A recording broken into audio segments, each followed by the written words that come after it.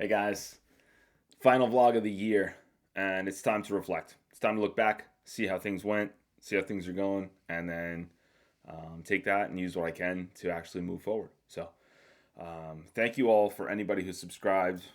As of this vlog, I have 20 subscribers, so 20 people are tuning in for this or signed up to tune in for this. I don't know. And I know that there's a ton of people who are supporting me, and hopefully, this is showing up in feeds that are helpful to you as you're doing searches and things like that for any new musicians who are coming to my channel. So thank you. I'm new to YouTube. This is my 7th video. I saw something the other day that said you're not going to actually get good until like 30 deep. I don't know if I'll ever get to that point. Didn't really set up to be. What's up with my hat? It's like a little crooked here. Here we go. Am I handsome? All right, good.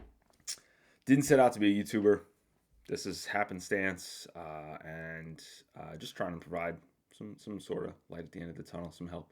So yeah, just in a year in review, I've been writing a lot of songs the past 3 years, but really ramped up in the past, I would say 18 months or so, where I'm just jamming out a lot of stuff, a lot of songs in the hopper. So I have more stuff on the way. I said that in my last video. I'm in the process. I have 2 songs finished. I have a third one that is, I would say, 60% finished, 70% finished. I just got to do vocals on that one, and that'll be ready. So I have a song coming out in January, and then I'm looking at what my release schedule will be like for the rest of the year.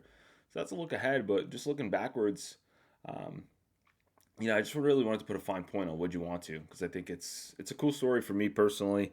I started out writing that song in March of 2024, and it was on acoustic guitar, really simple 4 chord changes, and that's when I got in contact with the guy who I was trying to figure out, like, hey, can I actually have you take a look at this stuff from like a mixing and mastering perspective. I think I got my recording stuff in June, maybe something like that. And as soon as I got that, I hit the ground running and just been recording at home, and it's been a blast. So I started writing that song in March. I felt like I had it in a good place, just the bones of it, right? Because I write everything on acoustic.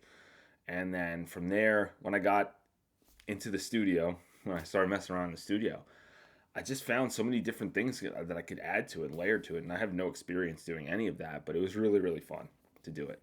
I laid down that main piece, and then I mentioned in my last video, I think it was the last one, what tools I use. I use Splice and BandLab, and Splice is where I found the drums for that song. So they kick in, and that's one of the pieces of feedback I've gotten is just how much people like that part of the song. So that's pretty cool.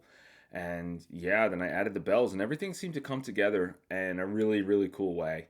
And I'm just so happy that I chose that one to put out first. I thought about putting out the one that's going to come out in January 1st, but I think that this one, I think Would You Want To, gives people a good sense of the kind of music that I like to make.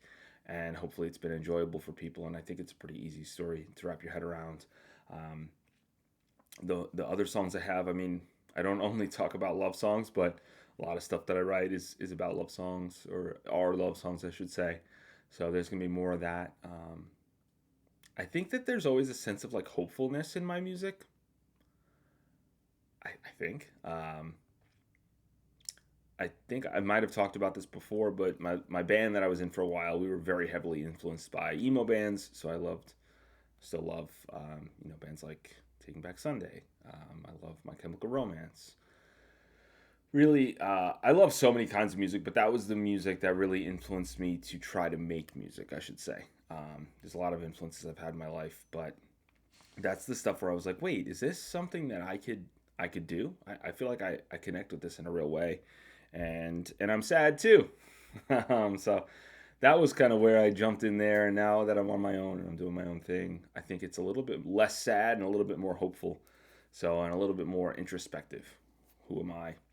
I mean, I'm in my late 30s now. I'm a grown man. I have a job. I have 2 kids. Like, I'm not going to be talking about like my high school sweetheart who broke up with me or something like that. So, um, a lot more richness to my life these days, and a lot more fertile area for me to kind of dig in and write about, and I think make connections with people, which is cool.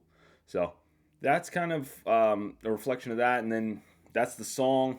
Put out some content. The content is it's fun for me to make, to be honest with you.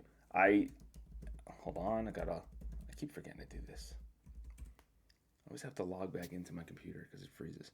Um, Again, not a professional YouTuber. Maybe I'll cut that. I don't know, probably not. I put out the content. It's fun for me to make. At the end of the day, if people like it, cool. If it's annoying you, sorry. But it's fun for me to make. Trying to get the word out about my song. Building a catalog as quickly as I can at a pace that I think is manageable for my life, the amount of work I have to do, my kids, being a husband, everything that goes into it, right? So, putting out the content. And then, yeah, I think pretty cool that I just got that article written about me, which I pitched. I spoke about that last time. Be your own PR person. Reach out to people. You never know who's going to say yes. So just keep on keeping on. I saw something the other day too that was hit home pretty well for me, which was talking about the fact that nobody knows who you are until everybody knows who you are. And that was one post. I think it was from Russ, if you know the rapper Russ. And then there was another post from an older guy who is, I guess, been around Nashville for a long time. And he said that he's seen a lot of artists come and go. And I think one thing that he said was people don't embrace the struggle. They don't embrace the ascension, the climb, to steal from Miley Cyrus. So just try as hard as you can, I guess. And I'm kind of talking to myself here too, but try to enjoy the fact that you're working really hard to get people to notice you, to notice your music. And hopefully on the other end of that, when you have some recognition, when people are connecting with your music, and it's really not about recognition for me. Like, I'm not like, oh, I want to be some big star. That's personally not what I'm after. I want people to enjoy my music. That's the ultimate goal. So if I can, struggle now and hopefully see where we are in 2 years, 3 years, that'd be really fun to have some music that connects with people and has some kind of resonance in their lives. And when they're older, they can say, wow, I haven't heard this song in so long. And they go back and listen to it. That'd be cool. So, end of the year, I hope you're doing well. And I hope your 2025 is awesome. And yeah, it's about that time. So I'm going to say sayonara. See you later. And I will be back next Thursday for another episode. All right. See ya.